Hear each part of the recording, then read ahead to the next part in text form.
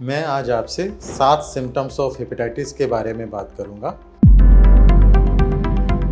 मैं डॉक्टर हितेंद्र कुमार गर्ग, मैं यहाँ पे अपोलो हॉस्पिटल में सीनियर कंसल्टेंट के रूप में गैस्ट्रोएंटरोलॉजी में कार्यरत हूँ। पिछले 15 साल से मैं यहाँ पे सेवाएं दे रहा हूँ अपनी। जो 7 सिम्टम हैं हेपेटाइटिस के, अगर हम देखें तो 5 हेपेटाइटिस जो मेजर हेपेटाइटिस वायरस हैं उसमें से हेपेटाइटिस ए, हेपेटाइटिस ई और हेपेटाइटिस बी, सी और डी, तो ये 5 हेपेटाइटिस हुए। हेपेटाइटिस ए और ई जो है वो फीको ओरल रूट, जैसे कि हम गंदे खाने से, गंदे पानी पीने से, हमारी वेजिटेबल्स नहीं ठीक से धुली हुई हैं तो उसके खाने से फैलता है। जबकि हेपेटाइटिस बी और हेपेटाइटिस सी और हेपेटाइटिस डी ये तीनों पेरेंटल रूट, जैसे कि ब्लड से फैलता है। अगर हम एक दूसरे की निडल शेयर करते हैं या फिर हम एक दूसरे जो हमारी मदर से हम जन्म लेते हैं, तो अगर हमारी मदर को हो तो उनमें हेपेटाइटिस बच्चों में आने का डर होता है या फिर इनका सेक्सुअल ट्रांसमिशन होता है। जो 7 सिम्टम्स हैं, अगर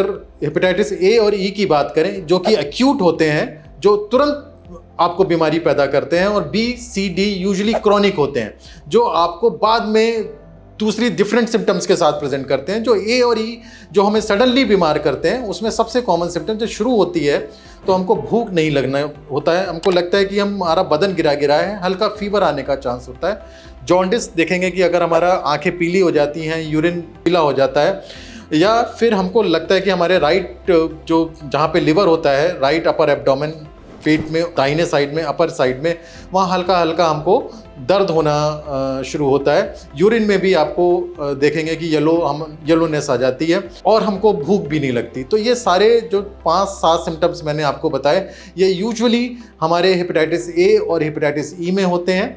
बी में भी ऐसे कॉमन सिम्टम्स हो सकते हैं, लेकिन बी और सी यूजुअली क्रॉनिक तरह के वायरस होते हैं। ये हमारे बॉडी में रह जाते हैं और हमारे लिवर को ख़राब करते हैं। तो अगर आपको लगता है कि आपकी आंखें पीली हो रही हैं, या आपका पेट बढ़ रहा है, पैरों में सूजन आ रही है, या यूरिन आपको येलो लग रहा है, भूख नहीं लग रही, वजन कम हो रहा है, तो आप अपने नियर बाई जो भी डॉक्टर हैं, जो लिवर के स्पेशलिस्ट हैं, उनसे जाकर मिलें, उनसे परामर्श करें।